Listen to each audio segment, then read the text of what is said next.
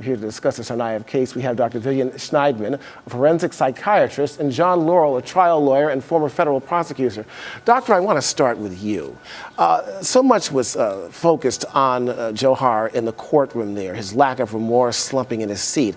I would think this probably had some effect on the outcome in terms of him getting the death penalty, in your opinion. What would you say? I'm sure it did. I would think that people were probably thinking that he didn't care about the trial and didn't care about the outcome, but I don't think that we can draw a conclusion about somebody's thinking based on their behavior. I know that you obviously can't diagnose him, you weren't there with him, but if you were to look at it, this is a quick case in point, what would you say about this young boy? I mean, he really didn't show any remorse, he didn't take the stand, I guess the defense did not want him to take the stand. How would you kind of diagnose him in any form or fashion? Well, I'd have to say, first of all, I can't diagnose him because I never evaluated him. But I would want to know a few things. I'd want to know, first of all, was he medicated? You know, there are a lot of powerful psychotropic medications that can make somebody look really apathetic. And doctors might have thought they were helping him to feel calm, and they were really making him look completely tranquilized. I don't know if that happened or not. He may have been advised by his attorneys to not show any emotion. I don't know why they would do that, but that might have been part of their legal advice. And he may himself have thought that to show no emotion would have somehow made him look a certain way. Without actually asking him, there's no way to know. Right. I don't think that there was any psychiatric component to this trial. I think that a psychiatric evaluation might have added a lot of information to a trial like this one. We have all sorts of complications here, and Doctor, I want to get back to you in a second, but this whole issue of lethal injection, the cocktails that are put together, there have been problems with that. What do we face here in this particular case? Many problems throughout the states. There's concern that it's cruel and unusual punishment because the lethal injection does not necessarily work, so people are suffering during the death process. However, on the federal side, it's been carried out in the McVeigh case. It was carried out successfully. I don't think that's an avenue of an appeal either. Dr. Shnaidman, I'm going to get back to you on this. There's been a lot of concern and contention as to whether or not he should spend life behind bars in prison in a maximum facility or the death. Some say that if he dies, he'll be a martyr. Can you tell us perhaps what it might be like for somebody in a maximum security jail in prison 23 hours in a small cell out of 24 a day? What does that do to one's mind? It really depends on the person. I have a lot of experience working in prisons. I've worked with people that have been locked up for 23 hours a day. Some of them like it. Depending on the prison, depending on the rules of the prison, depending on the status of the prisoner, they can be in a little room, they have all their stuff, they have their TV, they have their books, they have their letters. They don't usually have internet access, but they can have a computer. Some of them can make a life in there. And for some people, it's not so unpleasant. For some of them, they have less frills, fewer frills, and it's maybe not as pleasant. But life in prison isn't necessarily a horrible thing.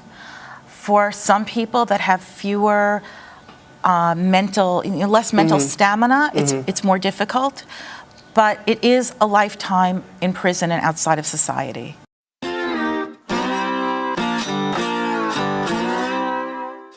Welcome back. We have Vivian Chernshnaidman, one of my favorite guests. What's going on next for Vivian Chernshnaidman today? Well, I am in the process of trying to finish up my book. Oh, okay. Yes, I am writing my first big nonfiction book. It's called Forensic Psychiatry, A Lawyer's Guide.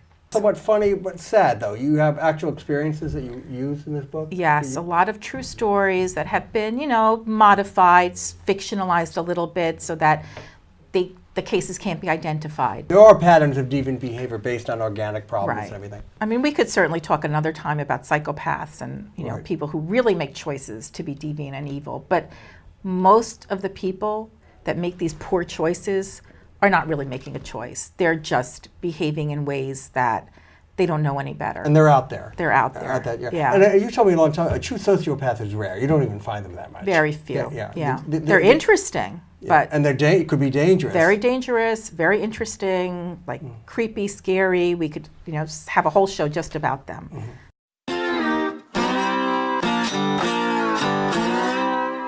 I don't know what's going on exactly in their minds, but we do know a few things that bird watching does to their minds. And we know it's really good for your brain. We know that bird watching is healthy, helps to keep your mind young, helps to keep your mind active. It strengthens neural connections. We know that bird watching includes exercise, that you have to be able to pay attention to detail. And I guess people have all those things in common. They want to be able to pay attention to detail. They want to be able to put things into categories. They're capable of remembering things like where to find a certain bird, what it looks like, how it flies, what kind of tree it grows in or likes to land in. It's true. They have these encyclopedic memories of, well, they have these books that they carry too, but they seem to remember the names of the birds and the characteristics of the birds. And I'm at the point, I can barely even see the birds. I hear them in the woods, and then when a bird watcher points one out to me, I can see it. Yeah, and the bird watchers, not only do they see them and hear them, but they recognize them by the way that they fly, the way that they rustle the leaves, the sound of the rustling in the leaves, the sound of their whistling. I think some of them even understand the different kinds of calls and what they mean.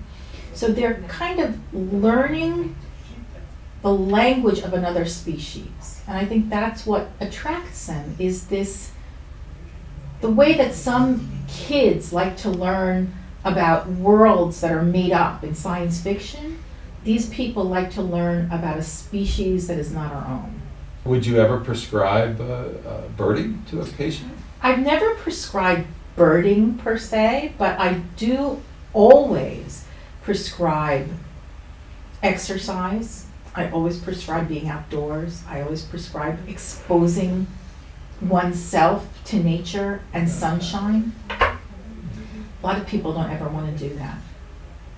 Sometimes I don't prescribe any medication, and I know that that person is going, to Dr. Joe down the street asking him for medication, and they'll probably get it.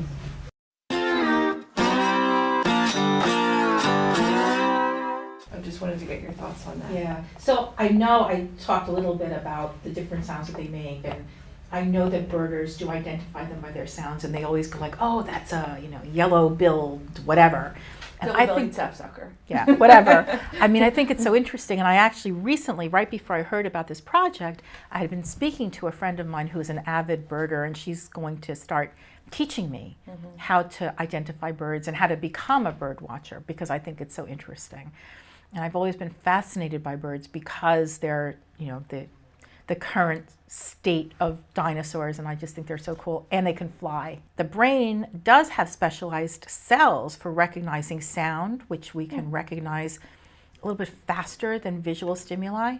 And then in terms of visual stimuli, there are specialized, I don't know if they're specialized cells for recognizing birds, but there are specialized cells for recognizing movement. There's specialized cells for recognizing contrast. There's specialized cells for just all different kinds of things like, light and dark. We think we just see color and that's what we see. But everything that we can possibly see has its own special brain mechanism. So I think that if people are out there watching birds, they're strengthening all of these special neural connections that maybe we don't use that much when we are just sitting in front of a computer screen all day.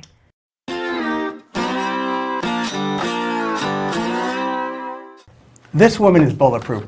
I don't think she's lost a case. Her name is Vivian Chern. So a forensic psychiatrist is a psychiatrist who specializes in the application of psychiatry to legal matters. So that could be any legal matter. It could be violent, criminally insane people, insanity defenses, could be divorce cases, custody cases, something called testamentary capacity, which is figuring out if somebody knew what they were doing when they wrote a will. Those are actually my favorite cases, the ones of people that are already dead. And you have to recreate their mental status to figure out what was going on. I evaluate parents, I evaluate kids, I evaluate everybody. Anybody that has done something that might look a little crazy and ends them up in a court. You really you don't want to be the person that needs a forensic psychiatrist to testify in your case in court. And what that means is that if you think there's something wrong in your life or in the life of a loved one or somebody close to you, when somebody seems odd or crazy, they probably are. And you should get professional help for them.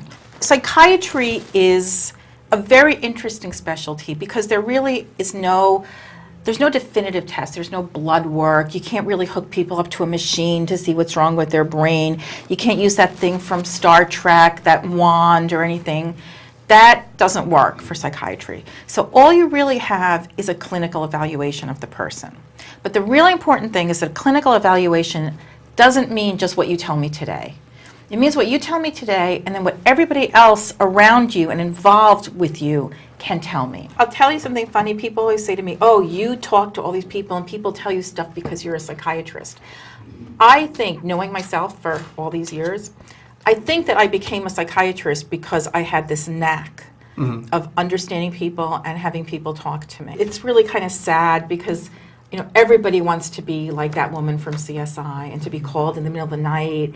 There's a body lying in the field, and then you rush out and you interview all these people. It's and dramatic. You solve all these mysteries, and then you run their DNA, and then boom, you've solved this case and saved all these lives. And in reality, not only does it not happen, but even when you have a case that you strongly suspect there are dead bodies associated with this person, you can't do anything. I started to think that there were cases that he had completed. It wasn't likely that all he had ever done was 3 attempted rapes and got caught, when he used to spend days and weeks and months literally living in his car, driving around looking for victims. And so I called the original county, and I asked to speak to the arresting officer of the last case, which had been like 20 years earlier. And he was now like the chief of police for that whole township.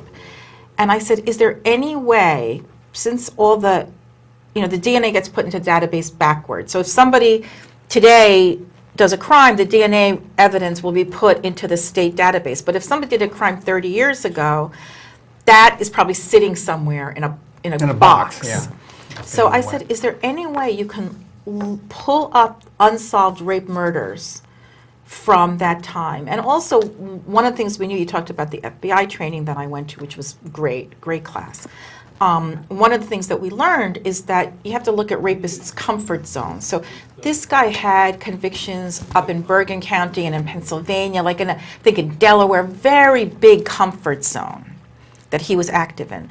So I said, is there any way you could look at this period of time for unsolved rape murders in these areas? Because I think that this is our man. Interesting. But there's patterns. Right? So it makes sense. And when you watch TV, they do it with one phone call. Well, he said not only could he not ask for that, but without a court order, you can't run any of those. If the State Bureau of Investigation one day gets around to putting that old DNA into the database, there might be a hit.